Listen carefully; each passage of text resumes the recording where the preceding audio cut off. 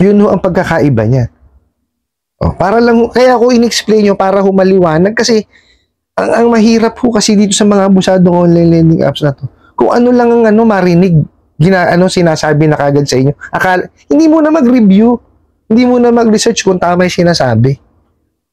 May tanong sa akin, Boss Ray, thank you sa pag-share ng video na ito. Pwede ko po sanang matanong, if dahil hindi ko na sinasagot ang text at tawag ng mga ola na past due ko, sa mga ate ko po sila nagchat-chat. Sila na po ang pinipilit magbayad dahil kapatid ko daw sila. Pwede ko po bang matanong if maipapasa po ba ang loan sa mga kamag-anak or sa character reference? Humingi po ako ng patawad sa ate ko. Buti po naintindihan po nila ako. At sabi ko po, iwasan na lang muna sumagot. Darating ang time, mababayaran ko po sila. Thank you po. Alright. Napakagandang katanungan po nito. No? Pero bago natin sasagutin, bitahan ko muna sana kayo. Napakisuportahan po sana yung aking mga social media accounts sa YouTube, Facebook, and TikTok. Alright. Interesante to. No? Okay. Sabi nyo po, no, dito, tinatawagan na ho yung ate po ninyo at sila daw yung sinisingil kasi kapatid naman daw. Okay, ganito ho yan. Pagka ho hindi yan nakapirma sa kontrata, hindi ho yan po pwedeng singilin.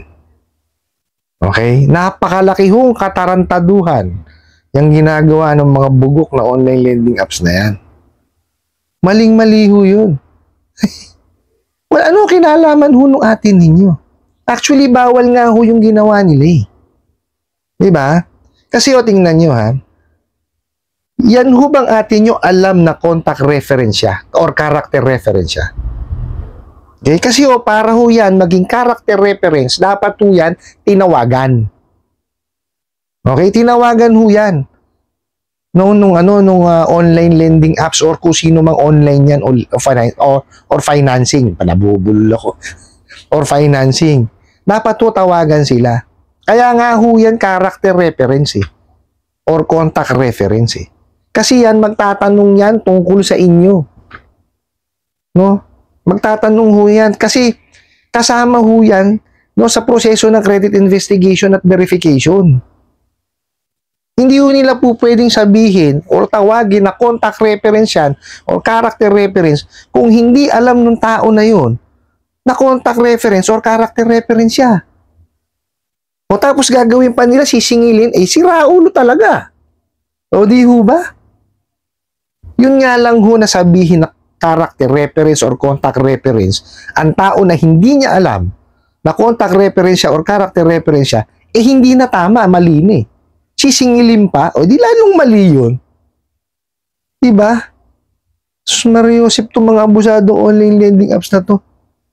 Lahat ng katangahan, ginagawa nyo. Mariosip kayo. O yung iba nga ho dyan, ninakaw lang dun. Sa contact list po ninyo. O diba, sasabihin na contact reference or character reference. Baka mga siraulo kayo, mga abusadong online lending apps. Diba? Anong kinalaman na nanahimik yung tao? Sisingilin mo. Kahit ba kapatid eh. Oh. Kahit saan kayo makarating, kahit sa korte makarating yan, kung walang pinirmahan yan, na yan co-maker, hindi po pwede.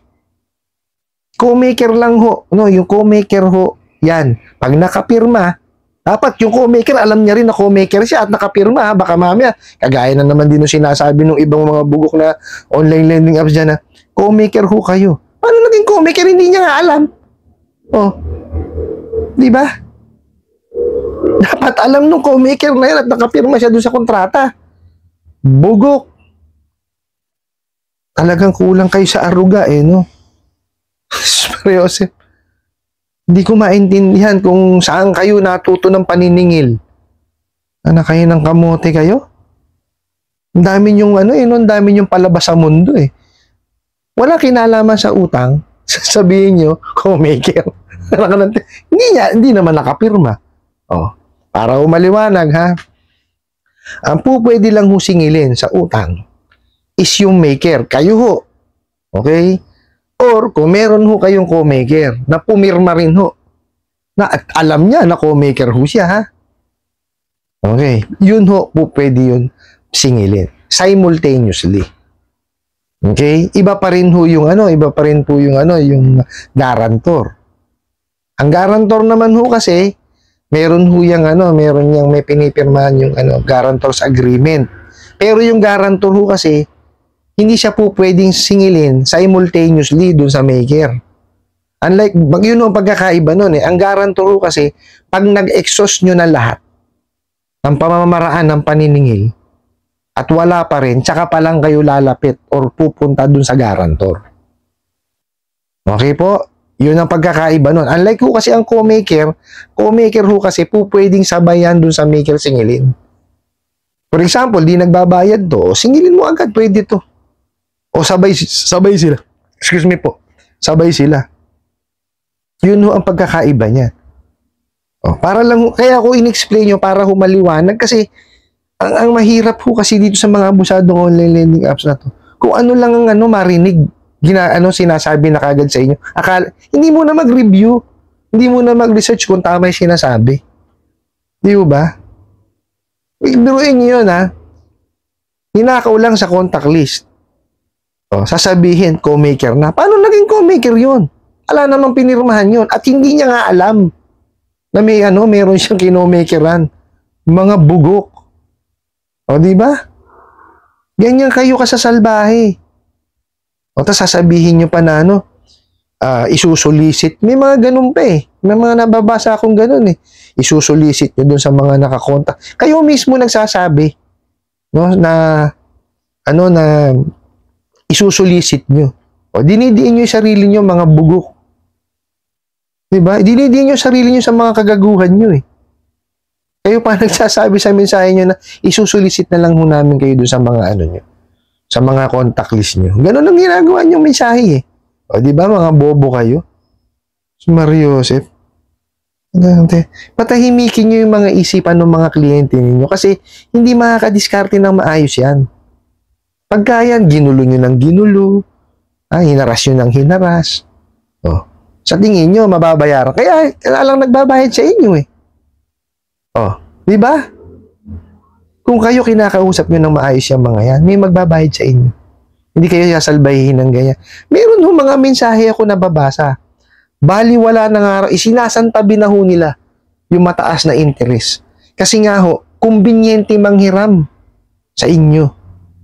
Oh, di ba? Kaya nga may mga repeat client kayo eh. Di ba may nababasa ho ako na good payer naman ho ako dati. So, ibig sabihin, nanghihiram sila. Tapos nagbabayad sa takdang oras. Ngayon, pagka na-delay ng konti, sasalbahihin nyo na. Diba? May mga repeat client na kayo, sinasalbahin nyo pa. Di ba naman kayo talaga mga bobo? Oh. Negosyo nyo yun eh. Negosyo nyo na yun, yung mga repeat client na yun.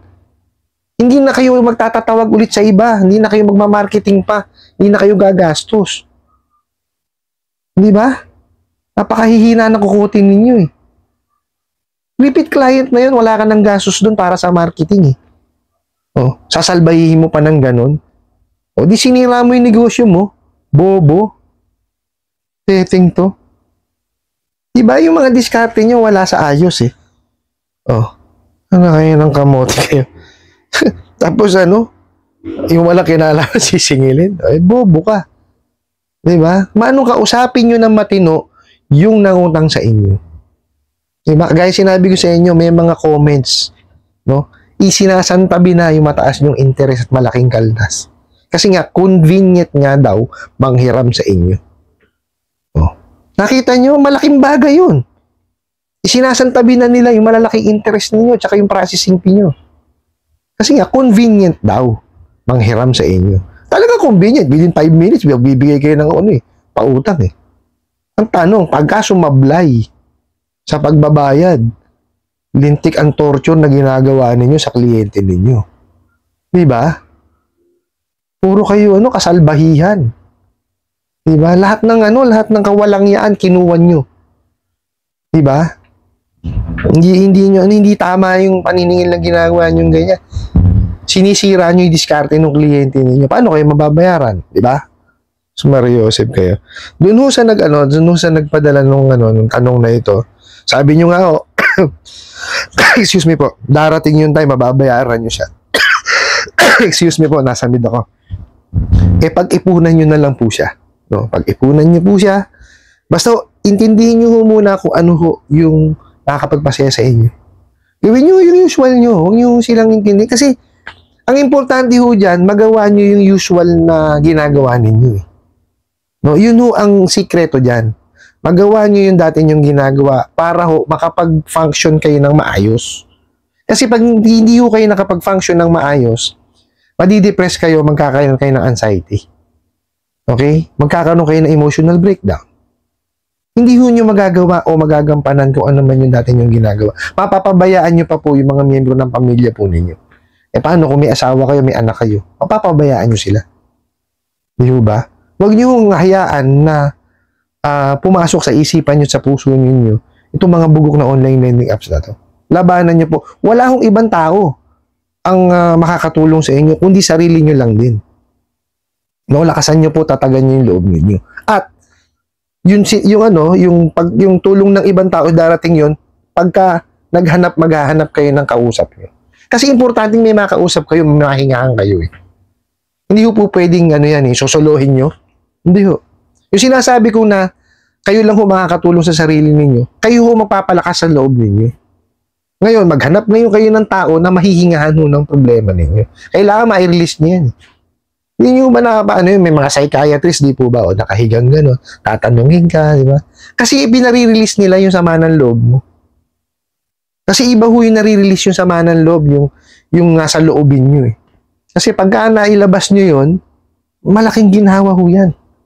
Para ho kayong binuhusan ng tubig na may yelo nun. Ganun ho yun. No? Importante dyan, pakalmahin nyo yung sarili ninyo. Huwag nyo silang intindihin. Gawin nyo kung ano nakapagpasya sa inyo. Ngayon, kung talagang stress na kayo, maghanap po kayo ng tao na makakausap po ninyo, na makapag-release kayo ng saloobin ninyo. Pwede asawa nyo, kapatid nyo, magulang nyo, kaibigan nyo, best friend, kung sino man ho. No, there's no limit kung sino po pwede niyong kausapin. Di ba? Kasi importante ho yan. Kasi ang gusto nitong mga bugok na online lending apps na to is pumasok sila sa isipan ninyo. Huwag niyong hahayaan na dumating yung time na magkaganon ho kayo. Kasi mahirap yung gamutan yan. Yung anxiety at depression, habang buhay yung gamutan yan. Hindi yung ganun kagadaling sakit. Pag-ipunan, tsaka nyo po bayaran. Yun lang naman ho. Huwag nyo silang intindihin. Kasi, walang kinalaman ho yung sinisigil nila eh. Di ba? Basta gawin nyo, yun kagaya sinabi ko, pag-ipunan, tsaka nyo bayaran. Pero ang pinaka-importante po sa lahat is, alisin nyo sila sa inyong isipan, tsaka sa inyong damdamin. Huwag nyo silang intindihin. Kasi, ang pinaka-importante po dito is yung inyo pong mental health para po magampanan po ninyo kung ano man yung dati nyo pong ginagawa. Ano po? I hope nasagot ko po itong katanungan na to. Sana po yung makatulong. Maraming salamat po sa inyong walang sawang pagsuporta at panonood sa aking mga videos.